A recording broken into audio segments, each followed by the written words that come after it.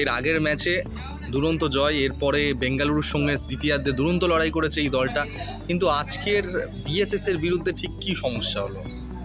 সমস্যাটা একটা জিনিস দেখলাম যে অনেকটা প্লেয়ার তো ছিলই না, যারা খেলছিল তার মধ্যে প্লেয়াররা পর খেলে এত টায়ার্ড লাগছে আমাকে, আমি যেটা মনে করছি এত ক্লোজ ম্যাচ, তার মধ্যে আজকে অনেক সিনিয়র প্লেয়ার নেই, সেটা আজকে এফেক্ট হচ্ছে। আর এক একদিন এরকম হয়ে যায়, অনেক ম্যাচে দেখেছি। আজ এটা সিজনে সব থেকে যাকে বলা যায় একদম অ্যাটাকও হয়েছে, গোলকি ম্যান অফ দ্য ম্যাচ ওদের হচ্ছে।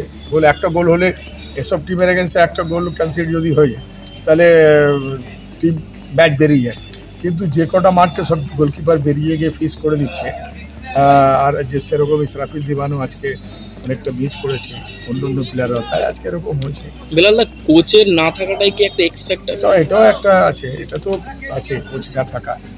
অ্যাসিস্ট্যান্ট কোচকে জিজ্ঞেস করছে, কোচ ওখান থেকে চেঞ্জ করতে বলছে, একে চেঞ্জ করো, চেঞ্জ করো।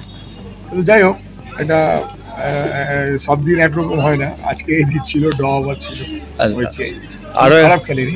আরও একটা জিনিস দেখলাম, কোচ তিনি দাগ আউটে নেই, এখানে বসেছিলেন, এখান থেকে বসেই চিরকুটে লিখে বার্তা পাঠাচ্ছিলেন, তুমিও এই দাগ আউটেই ছিলেন। এটা কি বলা যেতে পারে, মানে কি কাজে দিল না কোচ হাকিমের চিরকুট, এরকম কিছু কি বলা যেতে পারে? এটা উচিত না, এরকম হয় না ফুটবলে। অন্য যদি অন্য টুর্নামেন্ট হলে প্রবলেম হতো। হ্যাঁ, কোচকে ডিরেকশন দিচ্ছে গ্যালারি থেকে, সেভাবে প্লেয়ার নামাচ্ছে কোচ। প্রথমেই সব ঠিক হয়ে গেছিলো, কে বসবে কে নামবে, কোচকে বলা হয়ে গেছিল, জজকে।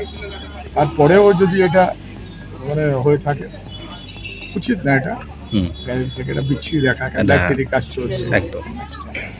এটা কোথাও না কোথাও, এটা আমার হিসাবে যেটা ফুটবলে এটা দৃষ্টিকটু একটা। যাই হোক, ম্যাচের রিয়েল হবে, অ্যাসিস্ট্যান্ট কোচের ডিসিশন নেবে কি করবে না, তো এটা একটা দিক আছে। আর আজকে দিন ছিল না, হয়েছে এক এক পয়েন্ট, তবু হারিনি টিম, এটা ভালো হয়েছে, 1 পয়েন্ট নিয়েই সন্তুষ্ট। নিয়ে। Thank you বেলালদা।